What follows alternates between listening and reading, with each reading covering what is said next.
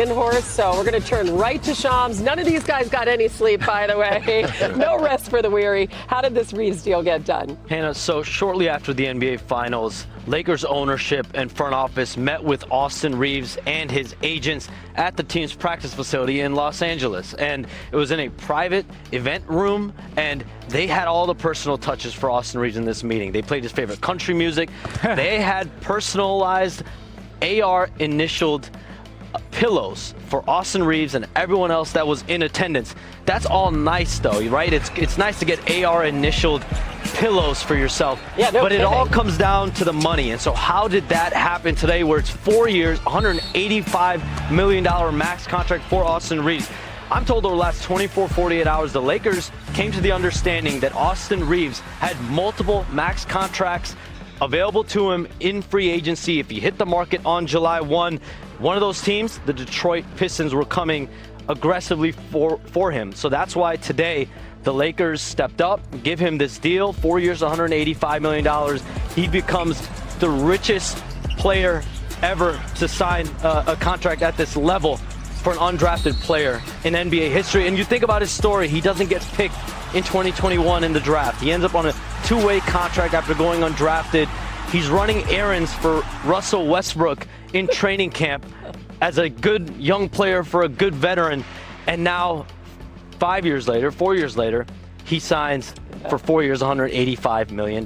Yeah, he wasn't one of these guys that we've been talking about tonight to last night. So it is a remarkable story, and he's got pillows to boot. What are the cap implications, Bobby, now for the Lakers? There is none right now, and we'll give you a little bit of cap minutia. Austin Reeves has a $21 million free agent hold, so we've been projecting the Lakers with roughly $50 million in room. That includes that $21 million hold. So basically, the Lakers can go out and spend that money, put likely on LeBron James and maybe a center, and then once they've exhausted cap space, they can circle back and exceed the salary cap and sign Austin Reeves to that contract, $41.3 million. Now, next year, when you're paying Austin Reeves and Luka Doncic close to $100 million, then, of course, you get some cap. But for right now, Laker fans, you still got that $50 million to go out and use in free agency. Okay, yeah, so what is the LeBron of it all, Wendy? Yeah, this is why the cap is a complicated thing, and we have people like Bobby that are so valuable. The Lakers can spend kind of whatever they want on Austin Reeves and it not impact their cap position, but whatever they spend on LeBron James will take away their cap space. For sure. I know it's strange, but that's just the way that it is. You're just going to have to trust me. So now what the Lakers are probably going to try to do is, if you have Austin Reeves and Luka Doncic on your perimeter, you're going to win a lot of games. You're going to score a lot of points, but you're going to have a problem on defense. So the Lakers have got to use this $50 million to somehow help them with their interior defense. It doesn't have to be via free agency. It can be via trade, but they've got to make this operation work together. And then after they address that, and it would be helpful if they could get some wing defense while they were at it, then they could come to LeBron James basically with whatever is left over. Will that be something LeBron is willing to accept? Ooh. Stay tuned. I mean, can they overcome these defensive deficiencies that they've already locked themselves into with Luka and Austin Reeves? I thought it was odd that, you signed with that much money to sign a guy that, you was having issues defensively. We all knew that. I do now understand it now that you've let me know that Detroit was going to knock at his door, because him going to Detroit actually makes a lot of sense. So I understand their move to say, let's keep our guy. But when I saw Sanak still sitting there during the draft, I was thinking interior defense, rim protection. You needed a big guy, you needed presence, you needed good hands. He was sitting right there. So it was an interesting pick they had last night. And I guess I'm excited to see what LeBron will do, because we don't know and I have no insight. Yeah, because we tried to get you to ask him on your Cavaliers reunion tour. He is greatly media trained. His media training, A1. Okay.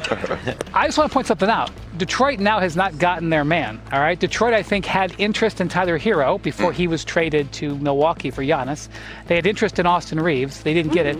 Detroit's going to get somebody as a scoring guard to put alongside Cade Cunningham. So keep that in mind as we go into free agency. Kobe White, another name, who's a free agent. Norman Powell's another name. So these are the types of names, like Brian just said.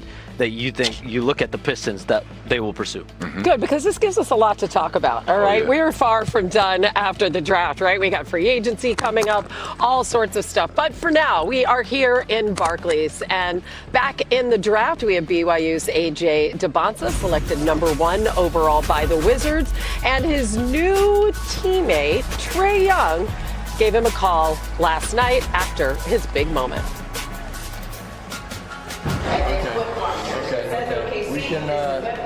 We're gonna have this conversation later, brother. I just want you to enjoy this night, bro. I just want you to have fun, man. This is a one-on-one opportunity, bro. You only get to do this once, so you deserve it, man. You deserve it. You know what I'm saying? Not everybody gets to say they're the #1 pick, so you know what I'm saying? Enjoy this shit, bro. We're gonna talk soon.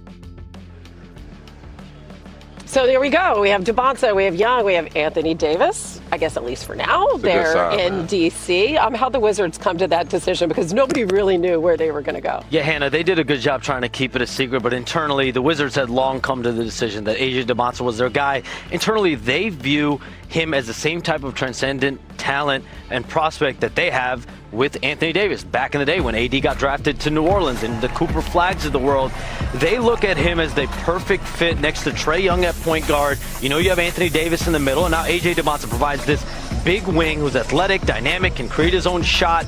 They really feel like he was by far the best player in this draft. And again, that's surprising because Michael Winger, Will Dawkins, they did their research on Darren Peterson. They did their research on Cam Boozer, but they land on A.J. Debonsa. And I think they probably decided on this when they got the #1 pick. So, and it was never a debate then No. in your mind. All right. Interestingly, we have this team that lost, 26 of their last 27 games. How much does Debonsa move the needle? They locked down Trae Young. How should we be viewed? Well, when they've lost 26 of the last 27, Trae Young was not playing by design. Right. Anthony Davis was not playing by partial design. They were coming off injuries, but they were not really season-ending. But now they're going to bring all three of them into the mix. Exactly. And all of a sudden, you're going to upgrade your whole team like that. This is the way they designed this. I'm calling it the flip. The Jazz are doing the exact same thing. They acquired players last year. They didn't really play down the stretch. You mean they're going to try to win? Exactly. So we're going to see teams that were 1-2 in the draft try to make the playoffs, or at the very least to play in next year. And listen, I think it's possible. Trae Young is going to put up points. He's going to put up assists. Anthony Davis is going to make an immediate impact defensively. He's going to be motivated potentially by a contract. And Debonsa is going to score from day one.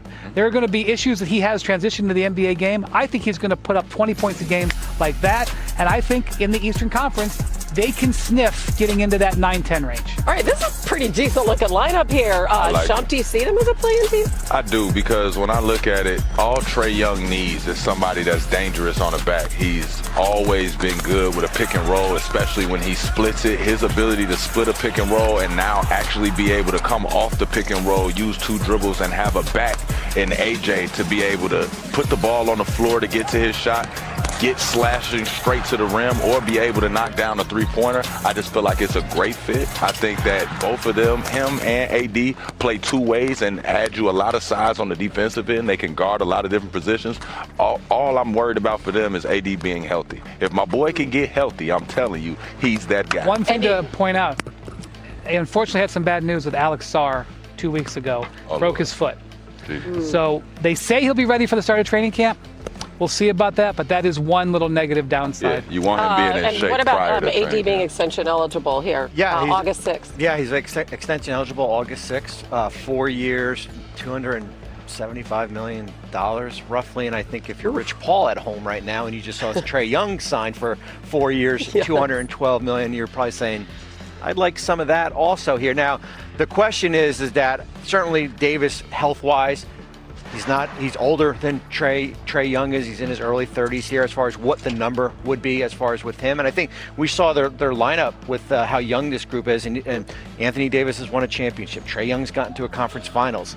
The rest of the roster has been toiling and losing 26 out of 27 games. Yeah. How do you get them up to that level of where these two players have won?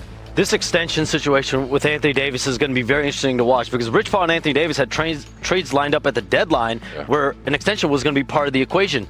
When the Wizards traded for Anthony Davis, that was a stunner not only for the entire NBA, but also for Anthony Davis and his group. And so now how do they react? Because this is not a situation where the trade was done. There's an extension already lined up. These sides will have fresh conversations here over the next couple months. All right, let's move on to the Utah Jazz because they landed Darren Peterson.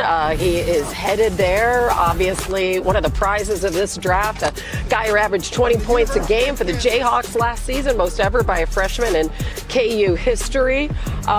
Peterson had some beef, though, with not being a top pick. Remember, he told everybody he thought he was a number one. So now he's got some motivation. Take a listen.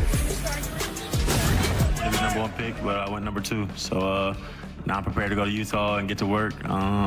There's always been a chip on my shoulder, so I wouldn't say it added anything else, but now it'll always be on my mind for my whole career. Coming off the year I had at Kansas, I didn't get to play all the games that I wanted to. My first goal was to play all 82, make the playoffs, try to get a ring. I've seen some rookies get deep in the playoffs, and they kind of inspired me to get there. They came up short, but I want to get all the way and get a ring. All right, so for a guy who missed 11 games in college to say, I want to play in 82, that has to be what the Jazz want to hear. How did they become comfortable with Peterson? Darren Peterson, from the start of the process, made it clear, I'm only visiting with the Washington Wizards, the number 1 overall pick. I'm not going to go to Utah. I'm not going to go to Memphis at 2 and 3.